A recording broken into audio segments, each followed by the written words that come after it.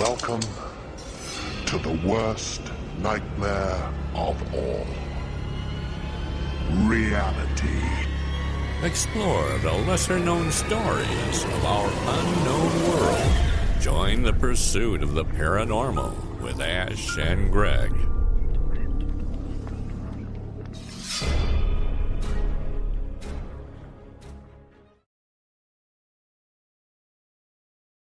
Welcome to this week's episode of Pursuit of the Paranormal. We have three very special guests with us joining us this week. We are joined by the lads and ladies of UFO Identified, one of which is myself, and we've also got Nat, Abby, and Steve.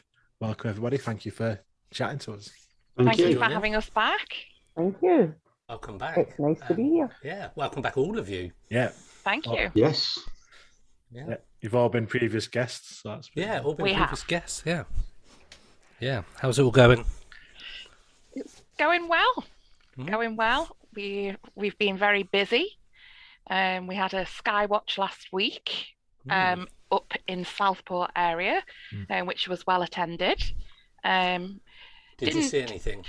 Not particularly, no, but Satellites, we did. plenty of satellites. And it was a beautiful, beautiful, clear night, and the stars were shining. So from that point of view, it was good. Yeah. Excellent. I understand you saw your first Starlink, Ash. Is that right? Yeah, the first time I saw Starlink. Well, we think it was Starlink. It was the 183. Yeah. It was so beautiful and clear, wasn't it? Awesome to see them. I remember last year there was like when they were launching like 40 or 50 at a time, and there'd be like loads of them going over. Amazing to see. Yeah. Yep. Yeah. We had to warm up because it was quite cold, though. So luckily, it's still only April. Yeah. I know. Luckily, we all had blankets and stuff, and Abs did very well on the hot drinks, and she even made hot dogs for everyone to keep them warm. Nice. So, yeah, gold star to Abs for that. Well done, Abby. Well, we try to do our best on the sky watches too. Yeah. We do think better than other people. We do. In our events. And you do those quite regularly as well, don't you? Yeah, we don't charge for them either. It's a completely free event. And in different locations as well. It tends to be at least one a month, especially now as we're getting out of winter. And it getting a little bit warmer. It's just too cold in the winter for most people. It'll still be snowing in June. Yeah, it will be. But you do them all the way up north. That's the only problem for people like me down in the south of England. It's a bit of a trek. And we are planning the Scotland one. That's even further. In the works at the minute. That's on the QT at the minute. Nice. Well, not anymore because you just announced it to everybody. But we're in negotiations at the minute, so. What with Scotland? Yeah. A whole country. Nicola Sturgeon. Whether they'll let me back. Cool. I look forward to hearing about that. But we do have some exciting news to share with everyone tonight. Go on. Ash. Da-da-da. So our Minicon, which was the UK's biggest UFO conference last year, mainly because of the lack of any other ones, but it was the biggest one either way. Had to throw that bit in, didn't they? But we are back for 2022. We have got a new venue, new speakers, new times. So the UFO Identified Minicon will be back on the 1st of October, 2022, in Manchester this time. And we've got all the speakers booked. Tickets go on sale this weekend. We've got some good early bird sort of discounts going as well for people, and some premier packages for people to purchase this time round. Wow. Yes, we're going a bit upmarket. What did you get in a premier package then? You get a exclusive Minicon t-shirt. You get reserved front row or second row seating. And some goodies. And some goodie bags as well. Yes. Nice. And on the day, we got, as well as the speakers, we're also doing a podcast panel for the first time, where we've got Andy McGrillen and Dan Zetterstrom from that UFO podcast, and Frank from UFO Thinker podcast. It's going to be doing a podcast panel talking about disclosure, and then doing an audience question answer. So it's just something a little bit different, as well as the great speakers that we've got as well. Should bring up some good debate, I think. Yeah, definitely. A lot's happened. Yeah. Cool. We've also got a separate vendor hall where we're going to have book signings, authors there, merchandise tables. We've got paranormal investigators going to be there with their tables, and haunted dolls, which has been a topic of our podcast recently. So all that will be going on. So tickets are available on the website, which is www.ufoidentified.co.uk. The early bird tickets available for just £15 are available until the 31st of May. So make sure you get your tickets soon before the early bird sells Marvellous out. value for money, that. Marvellous. Outstanding. Okay, so that's that. That's the announcement out of the way. That's been a few months of planning to get that ready, and we're finally ready to announce that, which is awesome. Yeah. That's amazing. Yeah, we had months this time and not weeks. Well, we managed last time, didn't we, in weeks? So we're going to throw an spectacular event this time. Not that it wasn't spectacular last time, because it bloody well was. I don't know. I didn't see any of it. I was in with the pies. I know. Cool. So you guys have been busy beavering away on UFO stuff. So tell us about what you guys have been up to. What is happening? Well, we've been doing various research on different topics. We've all had articles put up recently, and that's been extremely busy on the article side. I have. I've been typing away. Therapy, I find. Just go into the zone. And we're going to be talking about a few of those cases Yes, on this podcast. we So do are. you want to give us a quick sort of overview about what we're going to Okay. cover? Well, we're going to look at two particular cases that are quite sort of different, really. So the first one that we're going to look at, and the article is available on our website for people to read, is an interesting abduction case from 2001 in Queensland, Australia. And it involves a bit of investigation, and it's quite an odd tale, really. So it starts with three people, husband and wife team, Amy and her husband Keith, and their business partner Petra, who were opening a winery. So they've all gone up to this winery estate for the weekend to do some work. It's all under construction. There's temporary housing and different things going on, caravans and things. So the guys had a busy day, and it's about 9:30 at night by this time. Keith has gone asleep in the bedroom. Petra is asleep in another room, and Amy is just sort of dozing off on the sofa. And then about 11:30, Petra wakes up from where she is in her other room, and decides to sort of venture in, and sees a massive beam of light coming through the window. And in that beam of light is her friend, Amy. And she can see that the beam of light's coming from a craft that is outside. The beam's coming through the window, and it's even lifted up all the items off the coffee table and things like that. And out Amy's going through the window. And then that's the last that Petra remembers about it. She then wakes up some time later, screams. Amy's husband then comes in, and they can see that the fabric of the window has been torn. It had that like mesh netting fabric on the window. No sign of his wife anywhere. Couldn't find her, searched everywhere. So eventually called the police, as you would do, because she'd completely disappeared from everywhere. Police came out, took some forensic samples from everywhere. And during the police interview where they were taking statements from Keith and Petra, the phone rings. So Keith answers the phone, and it's a lady who's 500 miles away in a place called Mackay. And she rings to say she's with this lady who turns out to be Amy, who's at a petrol station, very distressed, and she's had to go to hospital. So how did she get from where she was based in the winery to 500 miles away in, a couple of hours? So Amy has got some memory of what happened to her. She can remember a male voice speaking to her. She remembers seeing a being in a full suit, about 6 foot tall. She was offered reassurance, and that's what she remembers, really. It was a bit hazy at the time. And they told her that she would be returned, and she fell asleep and woke up on the ground, but obviously 500 miles away. And she walked for a while and then managed to find the petrol station. And, some kind people took her to the hospital.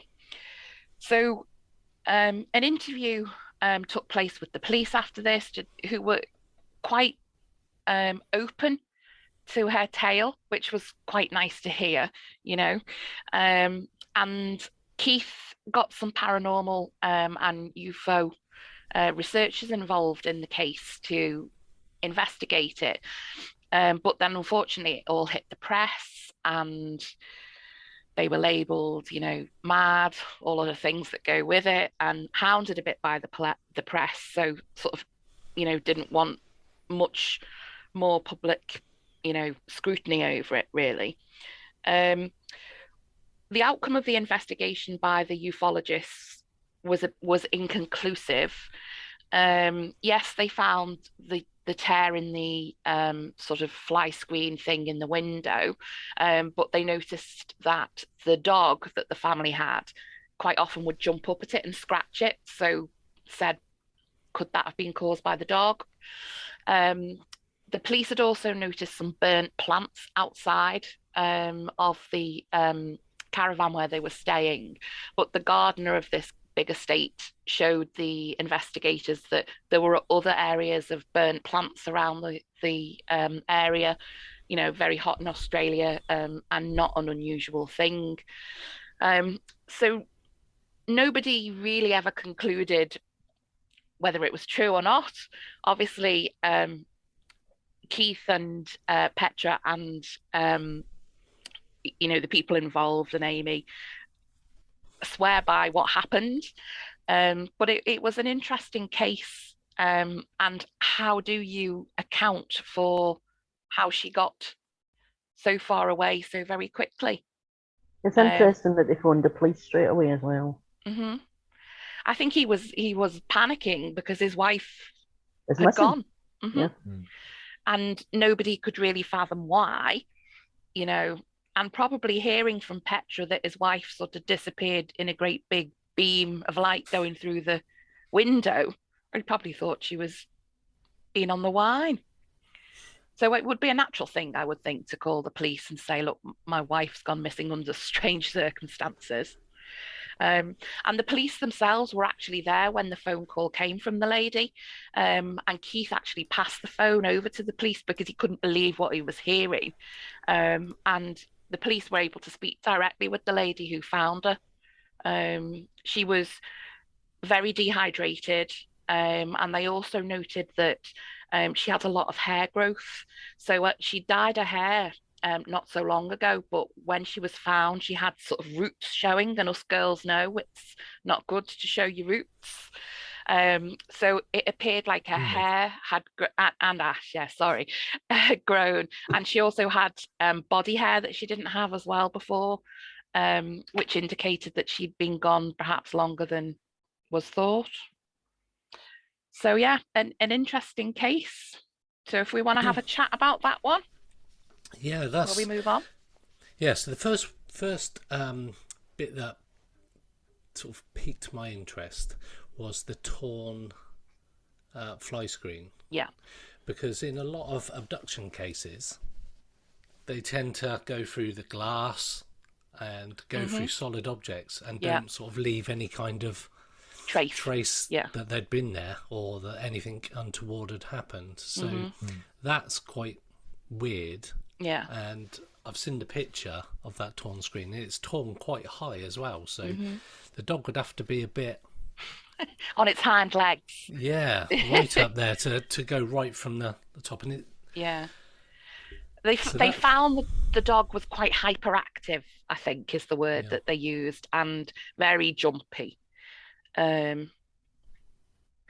It's quite an unusual thing to say. be happening, though, isn't it? So if they got loads of police round and stuff like that, I imagine that the dog is a bit lively. I know my two are a nightmare with anybody. So, About medical reports, is there anything in there about any physical evidence?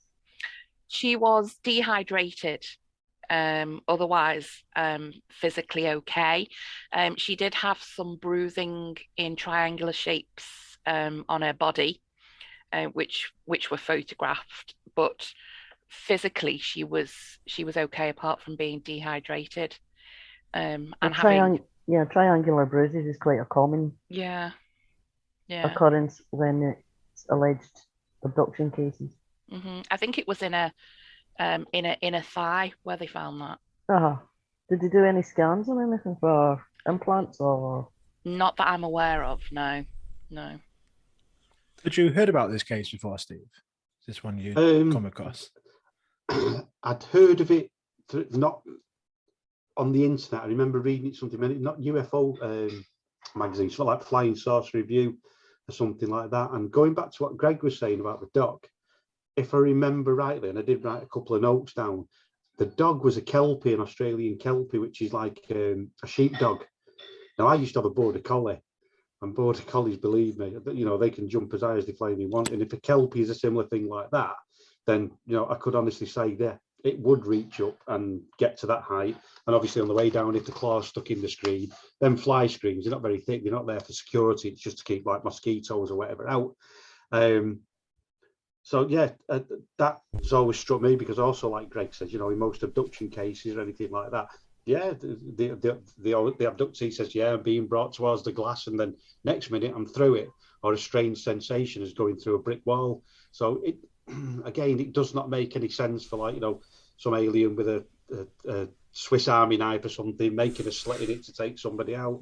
But that's just an initial thought. And if I remember rightly as well, Bill Chalk, who was one of the guys who did the investigations on this, and he was supposed to have been doing a conference around the same time about bright light or solid light abductions.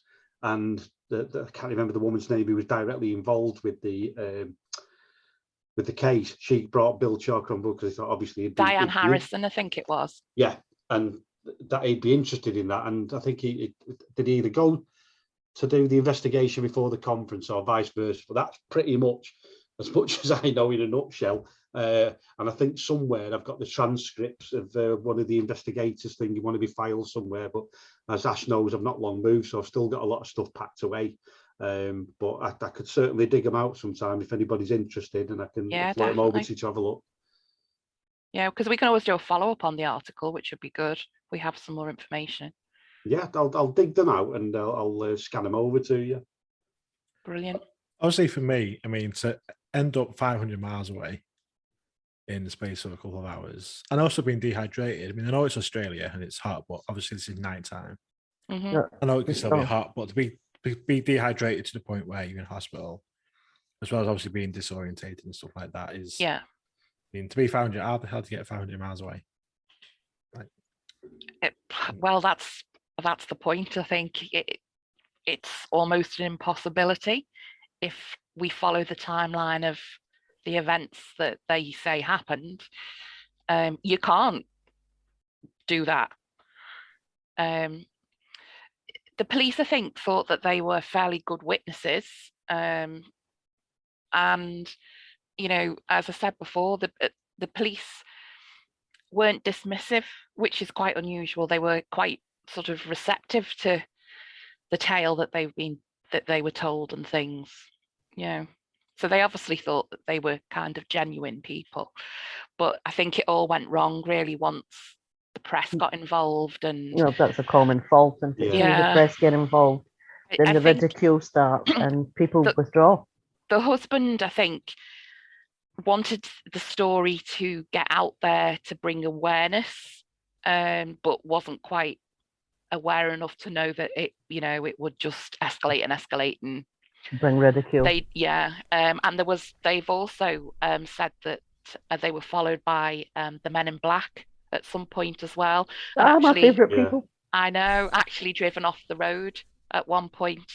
So I think the aftermath they got very scared of what had happened, you know, and decided it was best just to keep stum with things.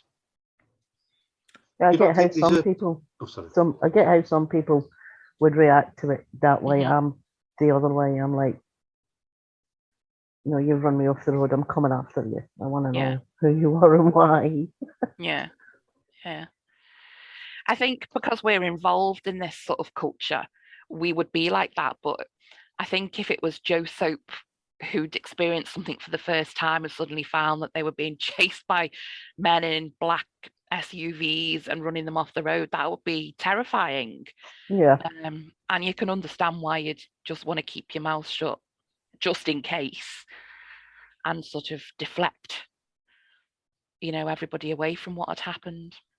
But it's certainly an interesting case, but one that we can't really conclude for or against. Not without Really. speaking and investigating further. Mhm. Do you think there's been a reduction recently in the last few years of abduction cases?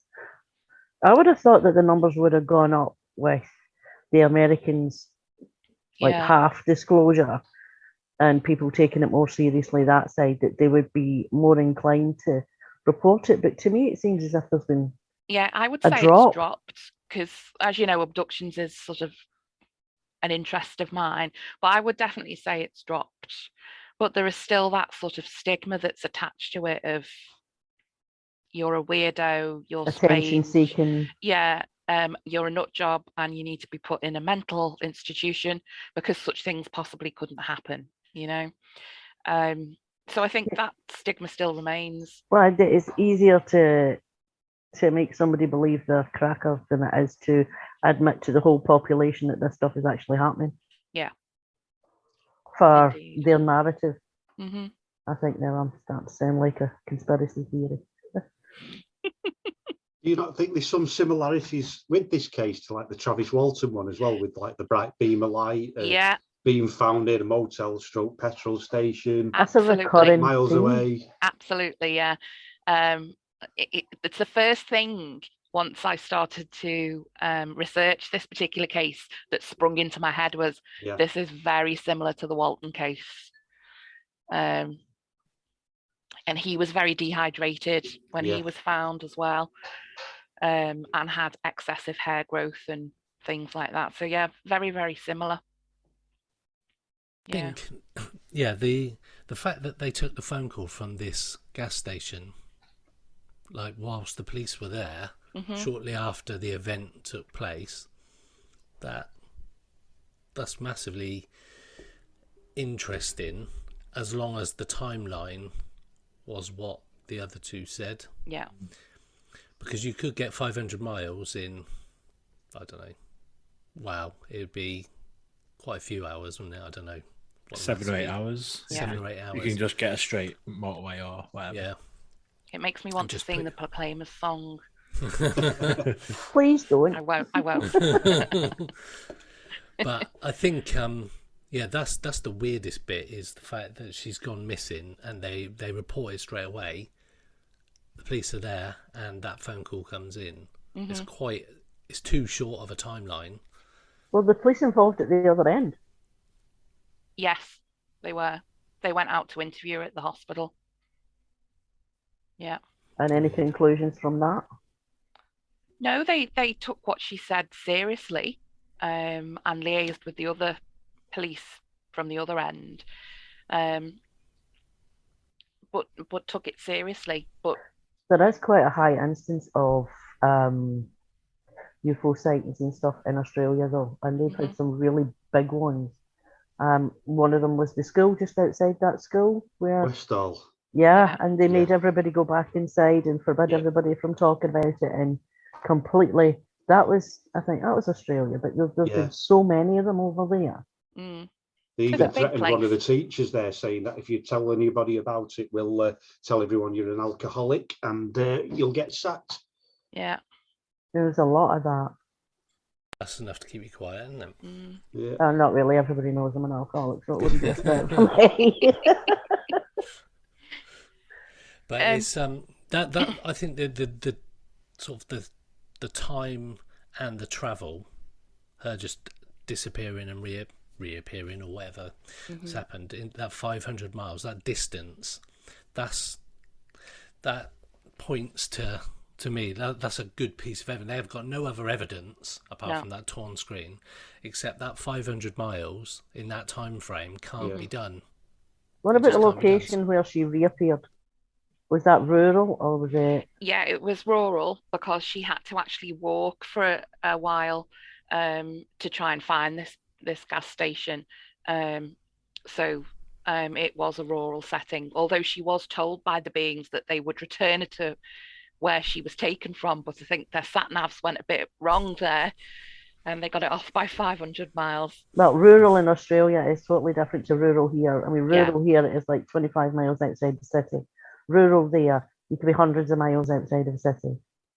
Yeah, there is a small town there, but she was left in the middle of the bush. I'm just thinking of the possibility of sightings and corroborative sightings of something in the skies in that area at that time. Yeah, definitely one that we should follow up when Steve finds his notes on it. Yeah, definitely. As soon as I can find them, I'll scan them over to you. Real. It's a really good case, though. I like that one. Yeah, and the other one is completely different, really. But what fascinates me about this one is that it involves underwater.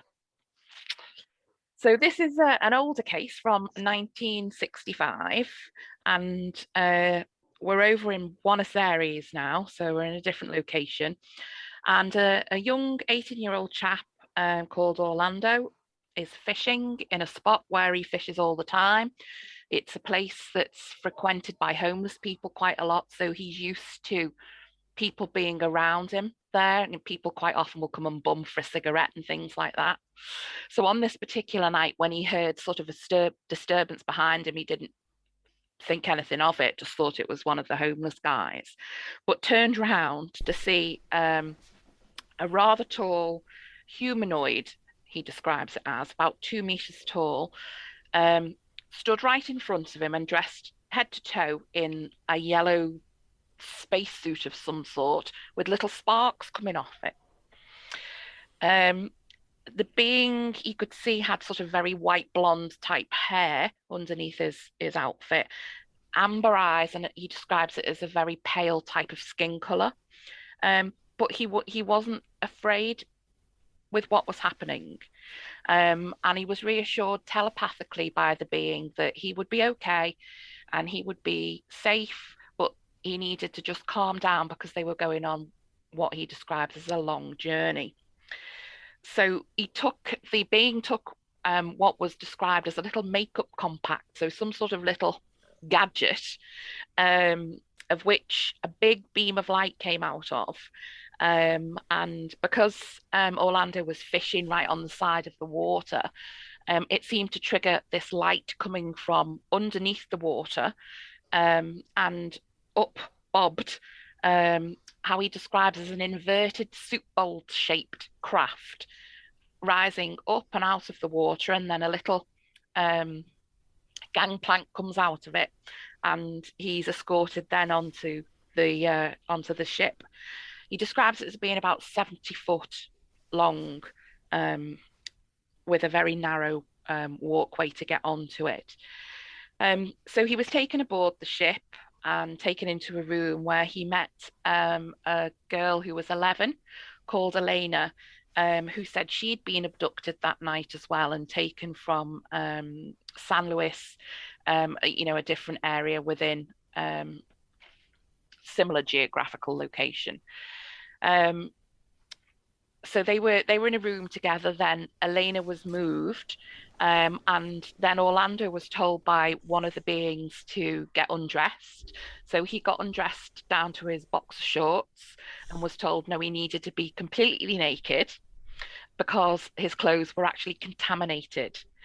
So the being took his clothes and put it into like a little bin receptacle that had green sort of puff and smoke coming out of it.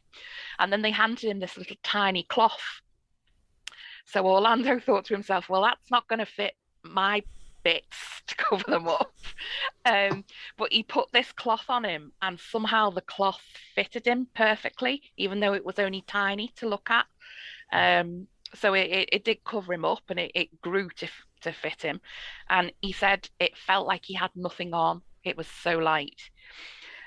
Elena came then back into the room, the little 11-year-old, and she had a very similar outfit on. And they were both told telepathically, all the communication on this case was telepathically, that they were going to be taken underwater, on the ship, underwater, to the coast of Uruguay. And that would be the place that they would then pop out and go into space.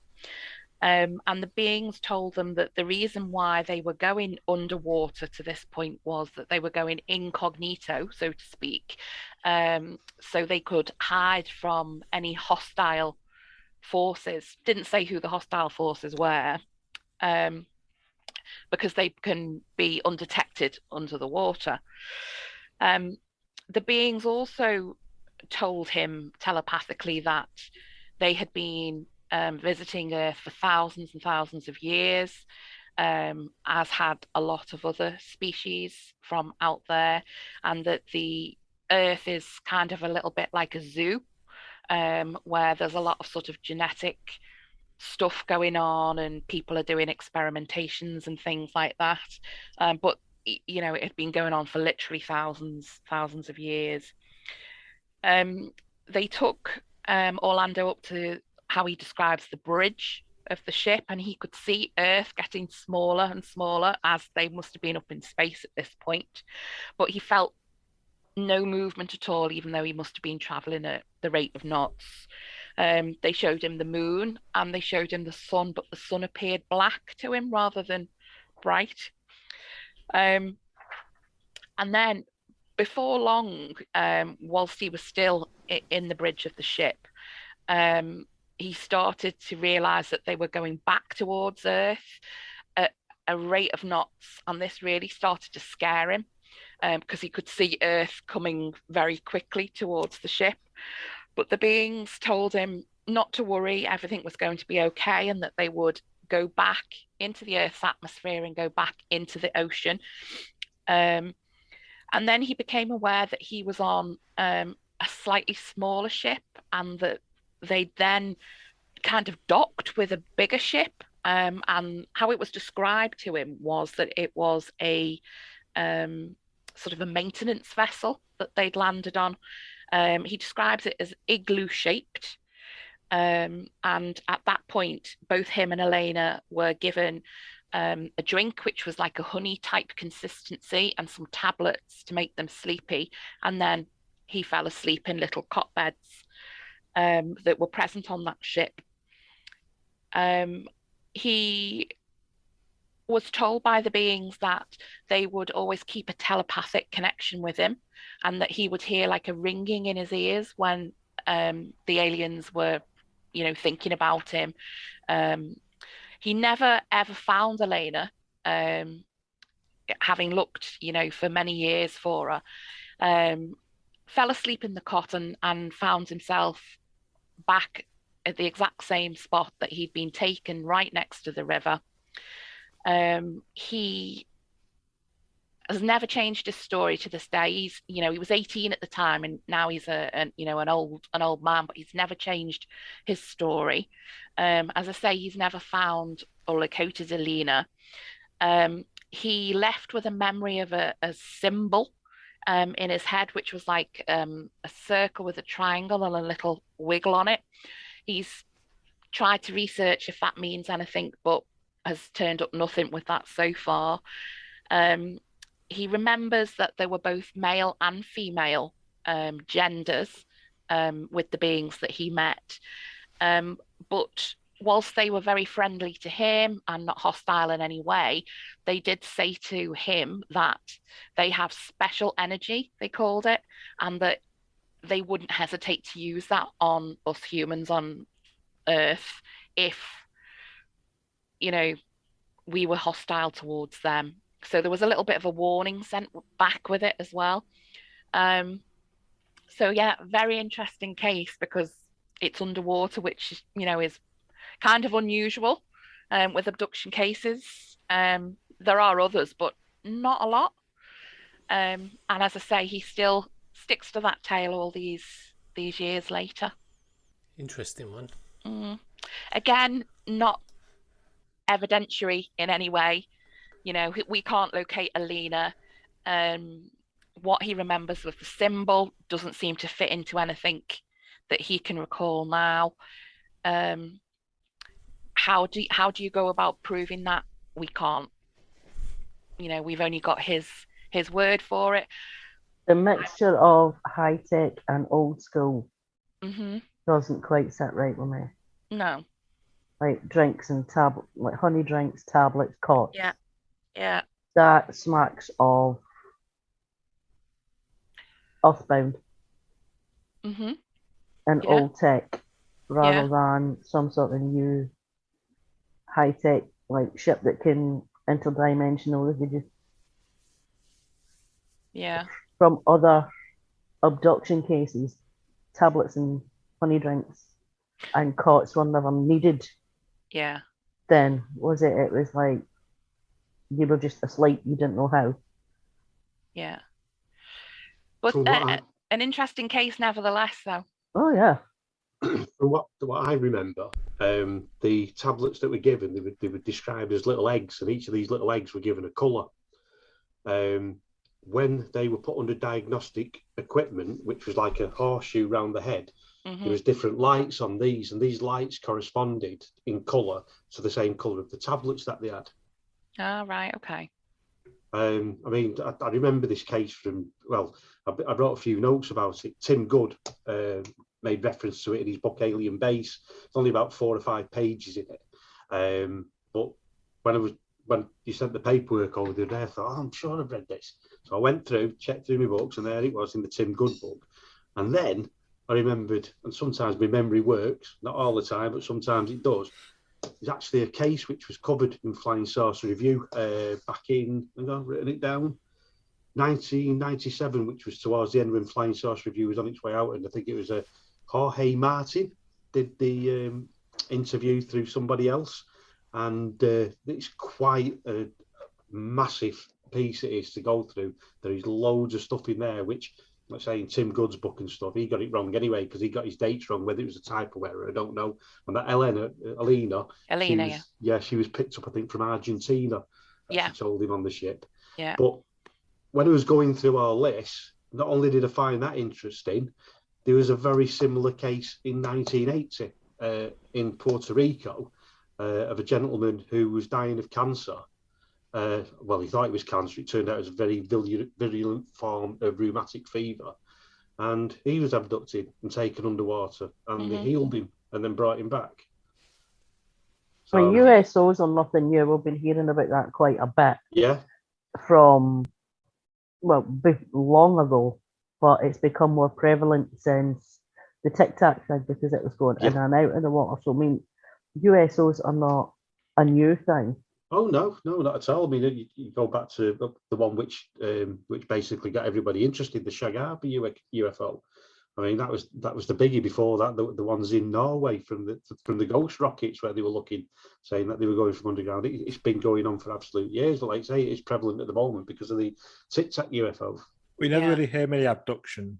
It's always like from the bed, took up. You don't really hear him being took down, which is obviously again like quite unique in this case, and the other one that's there's a big one from next to the river, though, wasn't there, in America?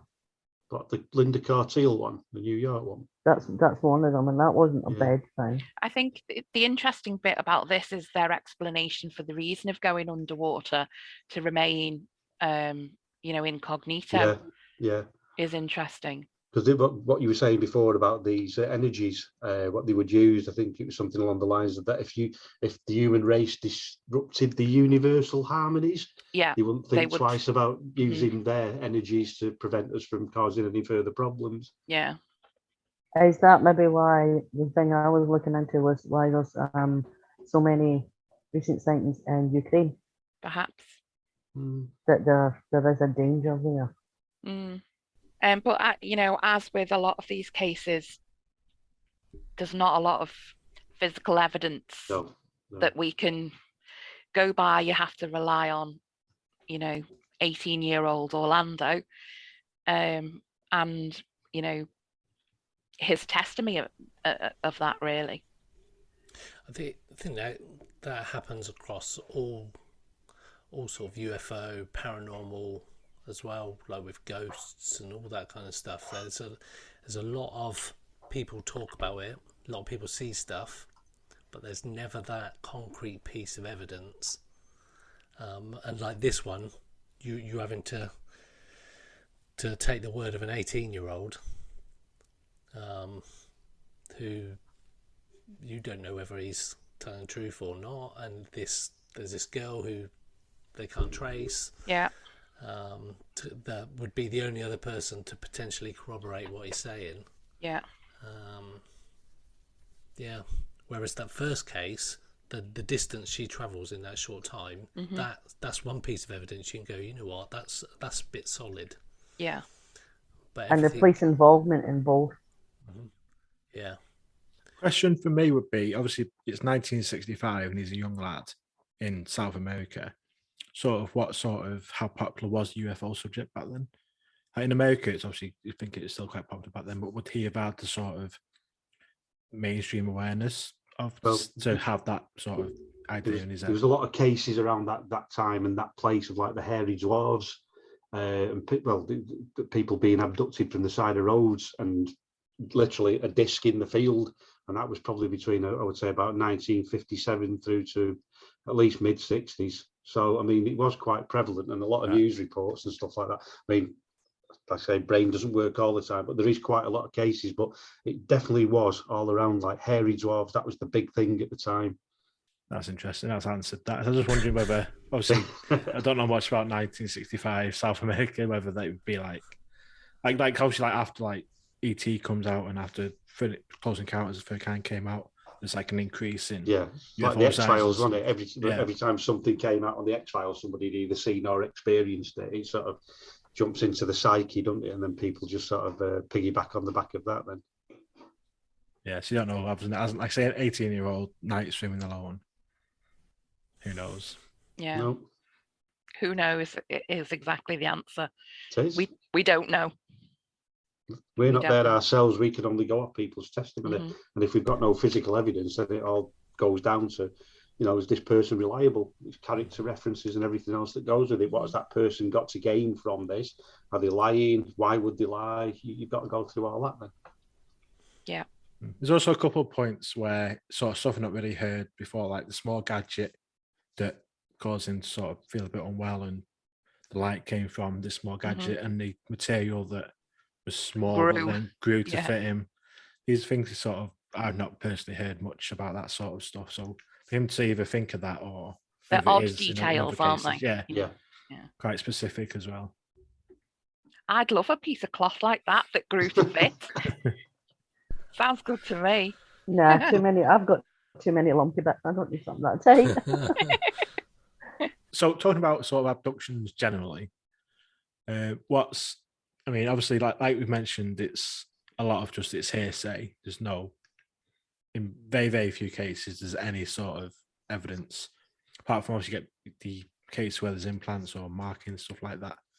There's quite a list of, there's like a massive list of stuff that comes along with it, but it's so easily dismissed by a lot of people. And it's not just physical, but psychological. You've got unexplained phobias, like somebody who was perfectly fine before, now they're claustrophobic, they can't get into a small space. No reason for it. It just is. Or suffering like a post-traumatic stress reaction when they've not been in anything that could possibly cause that. Then you've got the bruises, the cuts, the triangles, the implants that have been found. And there was a doctor, I think, they really went after him and they got him. Dr. Roger Lay. Yeah, they got him kicked off the register and all sorts, and pretty much tried to ruin him. Yeah. Because he was on the QT taking these things out of people at their request. So there is physical evidence there that just doesn't get looked at, doesn't get seen. and in some cases has even been taken, which I find quite interesting. Again, that's happened back to Men in Black type thing. But along with auditory, what they class now is auditory hallucinations. People seeing lights, people seeing orbs in the house and things like that. And a lot of this is just dismissed, which is causing people to doubt their own minds and doubt their own sanity again, so they shut up. I mean, sleep paralysis, you can knock that one to the side because that happens to an awful lot of people all the time. And it's just that the body's not quite awake when the brain has woke up and there's like a lag. Yeah. And that can actually cause quite serious consequences where I know of a situation where eyes were opened quickly, jumped up because of something, but the body wasn't ready and it caused a seizure for one catching up with the other. So you can get quite physical things that are perfectly natural that go along. So I would sort of rule out sleep paralysis in any of that because it is very much a natural phenomenon. This case, that there's the second one we talked about, then the underwater one, was there any missing time in that one? Do we know? Or was he aware of the only missing time that I can remember for it was when they were given those tablets and they were put on the cots and then they went to sleep and then they woke up and then they were delivered back home. He certainly doesn't remember what went on in that period of time. Whether you would class that as missing time or not, I don't know, but it's certainly something that he can't account for. I've had stuff like that, but it was the 90s, so I don't know why I might well go there.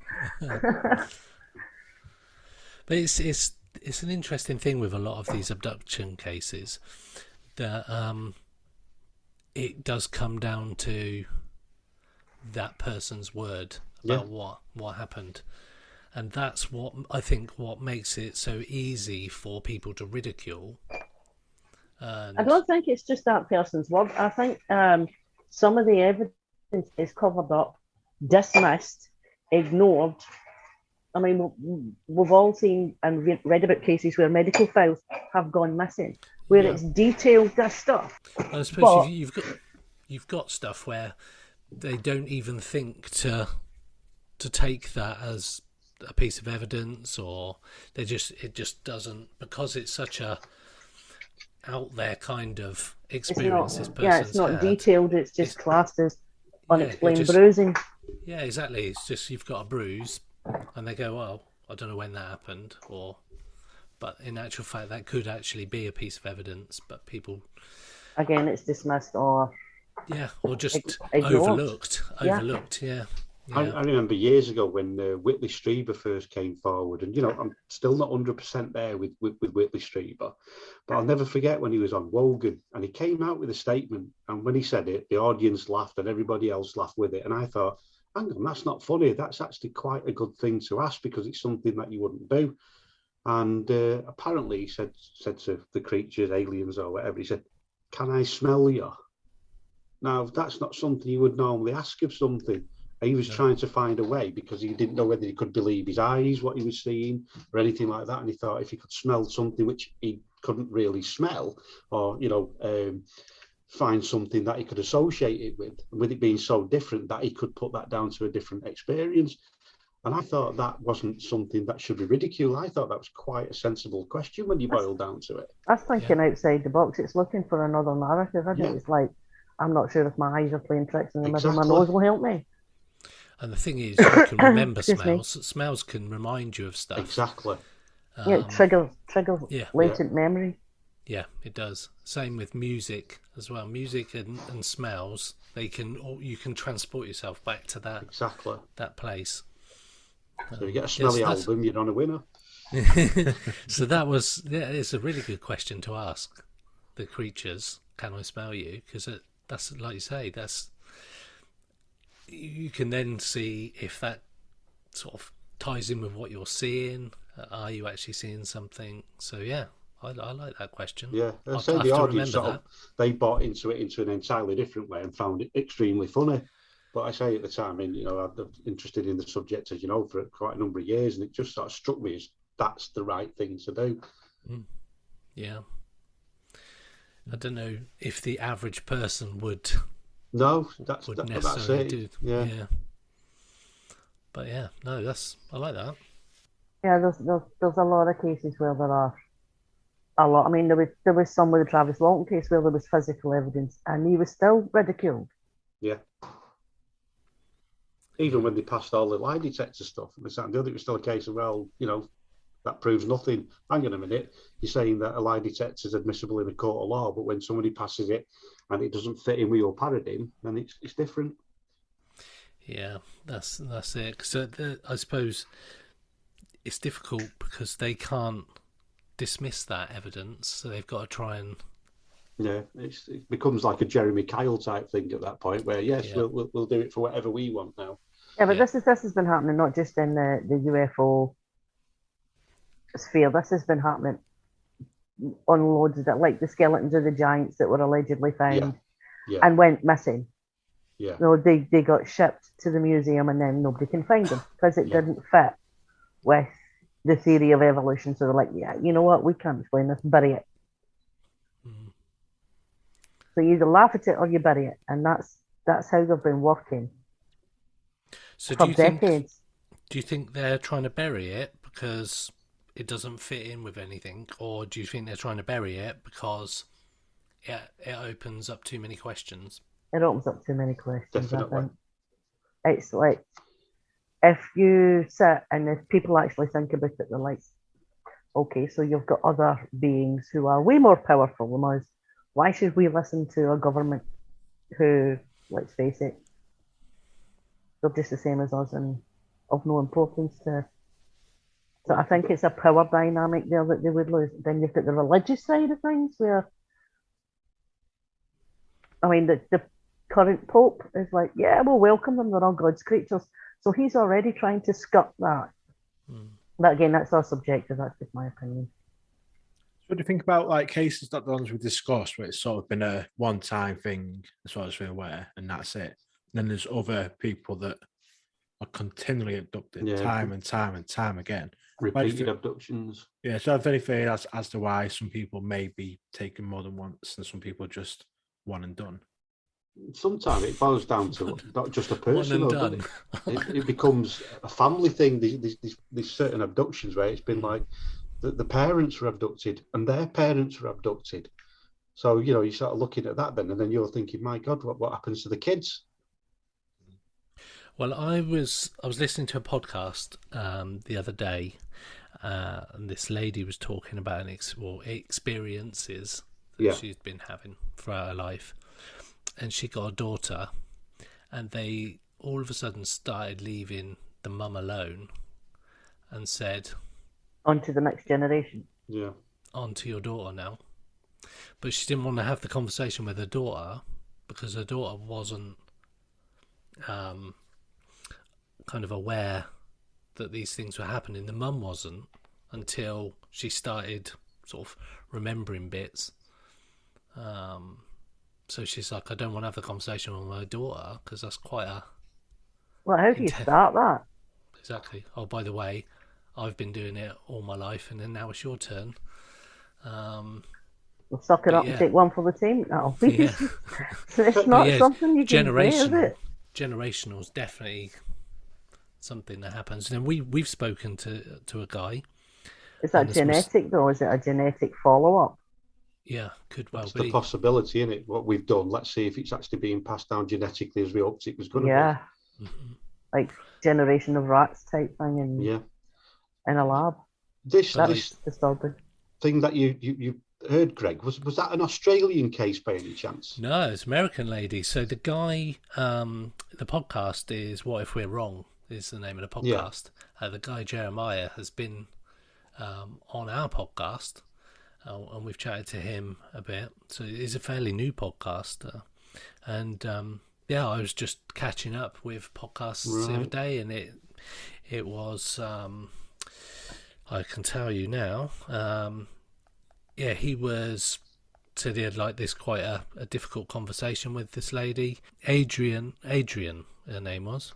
She was just an ordinary pregnant woman when found herself taken from the comfort of her room one night. The extraterrestrials performed experiments on her and her unborn baby. Yeah. And the leader of this particular group communicated telepathically with her.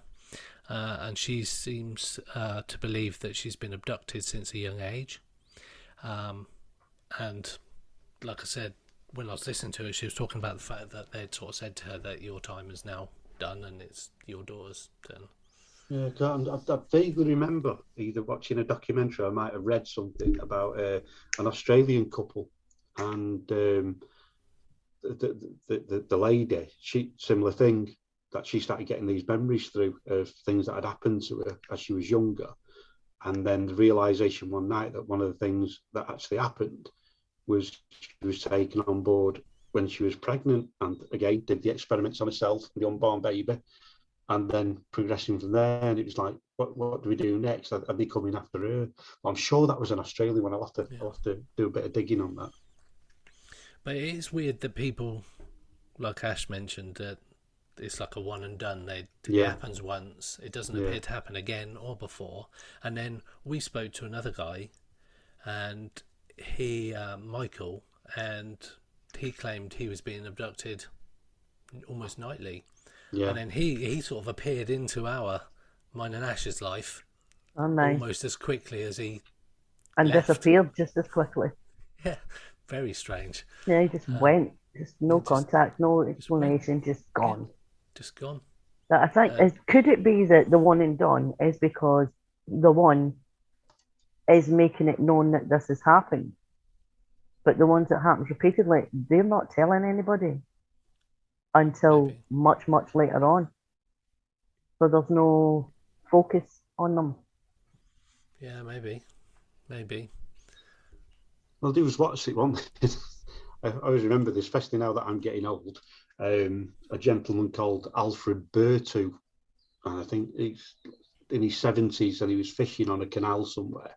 And his dog with him, the dog started barking away, and then he looks around and there's just like these little creatures, and they took him on board the ship or whatever it was, and they kicked him out and said, "You're too old."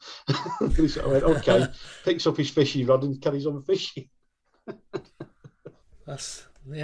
But it makes you wonder why they would say that take him up the too first old. place. Yeah. You know, is that an opportunist thing? Oh, here's some guy on his own in the middle of nowhere. Come on, mate. Oh, sorry, you're too old. Pop your back down. Yeah.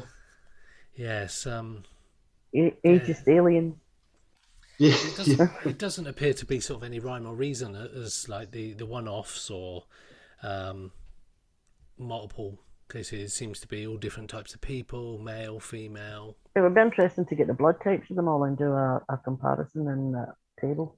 There was something done like that in the late 70s. For rhesus negative. And there was literally nothing what would separate, like, oh, here's a specific group. So if it's something genetic, it's outside of just the bloods. There's something that's not being tested for. Yeah. You also get like cases where they remember it, and then a lot are just you only find out during regression, like it's just missing time, and then it's like you like say little bits of memory come back, or some people go through regression to find out what happened during that missing time. Whereas like a lot of people have weird stuff happen to them over their lifetime, and just put it down to I must have been overtired, or maybe I'd had a bit too much to drink. Maybe I wasn't feeling too well. Maybe I had a flu. It could have been anything, and they just dismiss it because the brain doesn't want to go there.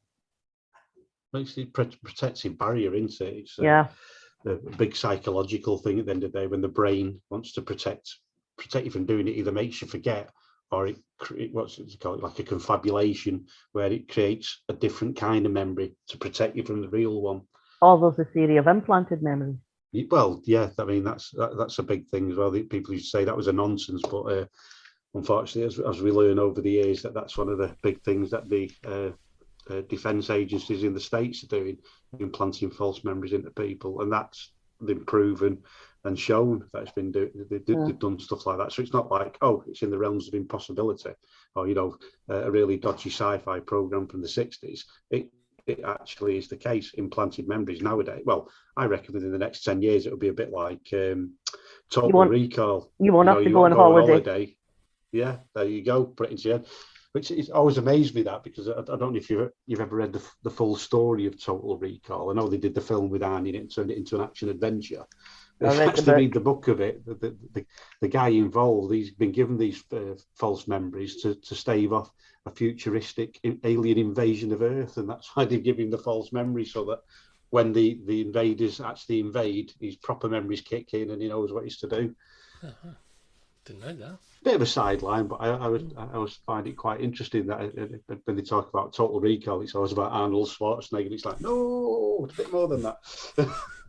It's amazing how much that's in the sci-fi books, especially old sci-fi books, which is now coming out as reality. Oh God, yeah.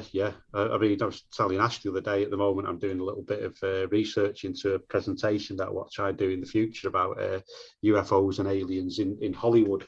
And the tech involved and things like that. But I've sort of narrowed things down to 4 cases for what you would class as the media taking things a little bit too far, like the Orson Welles broadcast and the one in Chile not long after, the Batmen on the moon and stuff like that. But yeah, Hollywood has got a lot to answer for, because just all of the media in general. I mean, I don't know if any of you probably. Steve, you'll remember, but the other two might not. Buck Rogers in the 25th century. Buck Rogers in the 25th century, yeah. Right, yeah. They were actually shut down for a while there was an investigation on the ship that they had used in the programme, because it was identical to the shuttle and they hadn't released any plans. Well, Gene Roddenberry in Star Trek, he was investigated by the CIA because of the way they had the bridge on the Enterprise. That was what they were looking into, developing a bridge for their aircraft carriers, because makes sense, captain in the middle, everyone around him feeding the information. And they were also talking about the phases, which they were going on about. What was it, phased what was it, pulsed light, something they were working on, which was like another like laser thing for deadly reasons. And even something as simple as when they used to go up with that hyperspray, what they put in the neck. I mean, that's reality now, but at the time they were saying, where have you got this from? We're actually working on this.